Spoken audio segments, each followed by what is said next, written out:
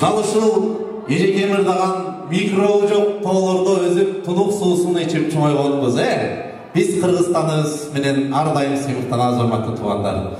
Сезим козгоп туулган жерге кусалып, кайгы менен капаны үмүт менен тушадык.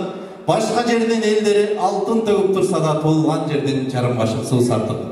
Ала тоом аксап калдыбы же бутуна кишен салдыбы? Ала тообуз тунук суусун берип чоңойткон уул кыздары башка элге кызмат кылып калдыбы дейт. Мунун баары убактылуу көрүш. Туугандарым, бир убак келет, баарыбыз ала тоодун түйүндө Кудайым буйруса, ушундай тойлордун 100-1000 өткөрөйлүк, Кыргыздар ар дайым бар болсун.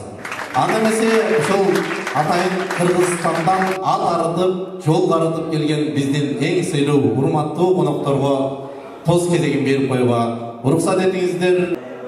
Жумакан эжекем менен Алымхан эжекем, келиңизчи, сулуу эжекелерим, чыгып бериңиздер. Албетте сиздердин кол чабыңдар менен,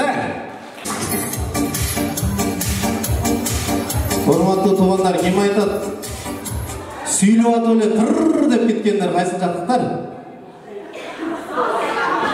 Аксы дейт. Аксылыктар жөнүндө кандай сөздөр бар? Ким айтат? Колунан төгүлүп турат жакшылык, Аксылыктар ак алат, ак албаса дагы алат дейт. Бирок жетпей калса 12 деңгээлli бой жерден таап алат экен. Аксылыктар бар болсун, Мен бул сөздү айтып жатканымдын себебин түшүндүрүп берейин. Бул эжекелерим, мынакей биздин Азимбек акебиздин эжекелери, атайын ошол Кыргызстандан ошол ак тойго ат арытып, жол карытып келишти. Келиңиз эжеке, мынакей Кыргызстан жыттанып турган кандай сонун эжекелерим, Караңгылачы. Эжекелериме дагы бир жолу кол чабыңыз, келиңиздер.